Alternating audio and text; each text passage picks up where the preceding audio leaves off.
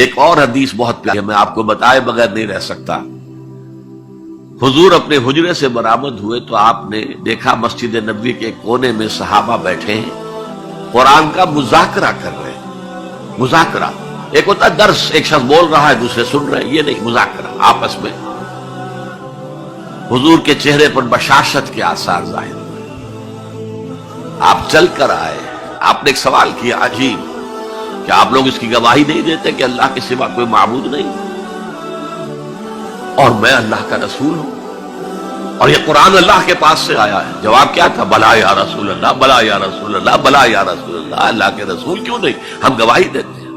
اب فرمایا جس کے لیے میں نے یہ حدیث سنائی، فاستبشروا، خوشیاں مناؤ، جیسے ہم نے دوسرا جو تھا سورہ یونس کی آیات، فبذالک فلیفرحوا، خوشیاں مناؤ، جشن مناؤ اس قرآن پر، فاستبشروا، تو بشارتیں حاصل کرو، فإن هذا القرآن طرفه بأيديكم وطرفه بيد اللہ، اس قرآن کا ایک سرا تمہارے ہاتھ میں، ایک سرا اللہ کے ہاتھ میں۔ سب سے بڑا ذکر جسے قرآن از ذکر کہتا ہے، انا نحن نزلنا الذکر وانا له لحافظون، دی ذکر وہ قرآن ہے، هو الذکر الحکیم وهو الصراط المستقیم۔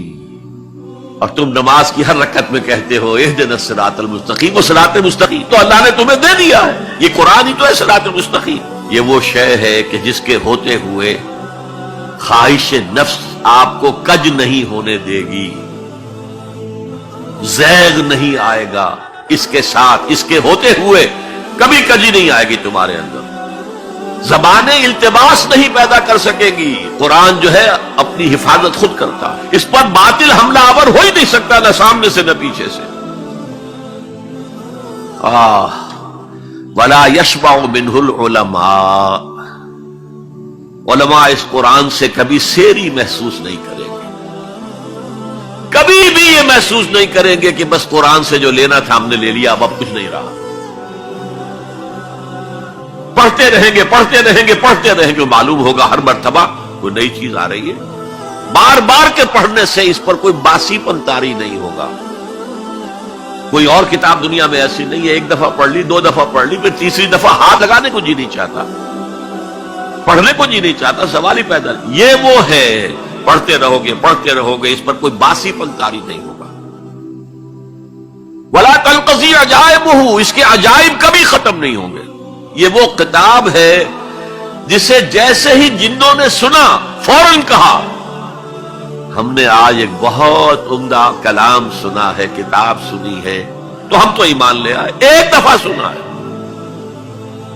اور وہ داعی بن کر چلے گئے، یا قومنا اجیبوا داعی اللہ، اے ہماری قوم کے لوگوں اس اللہ کی طرف پکارنے والے کی آواز پر لبیک کہو۔ اب چار جملے جو آئے ہیں وہ اس حدیث کے اندر جو اہم ترین چیز ہے وہ ہے من قال بہ صدق، جس نے کوئی بات اس قرآن کی بنیاد پر کہی اس نے سچ کہا، ومن عمل بہ اجر، جس نے اس پر عمل کیا اس کا اجر محفوظ، ومن حکم بہ عدل، اور جس نے اس کی بنیاد پر کوئی فیصلہ کیا اس نے عدل کیا۔ اور آخری جملہ کاش کہ اس کا مصداق اللہ مجھے بھی اور آپ کو بھی بنا دے، وَمَن دَعَا إِلَيْهِ هُدِيَ إِلَىٰ صِرَاطٍ مُسْتَقِيمٍ، جو اس قرآن کی طرف لوگوں کو بلائے گا، کسی اور کو ہدایت ہو نہ ہو، اس کی ہدایت ہو گئی۔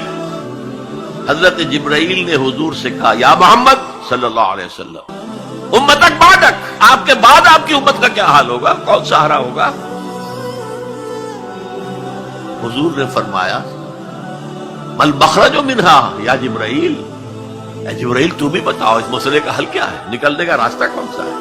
تب حضرت جبرائیل نے یہ ساری حدیث پڑھی، گویا کہ اس کے راوی اول حضرت جبرائیل ہے، راوی ثانی حضور ہے، راوی ثالث حضرت علی رضی اللہ عنہ۔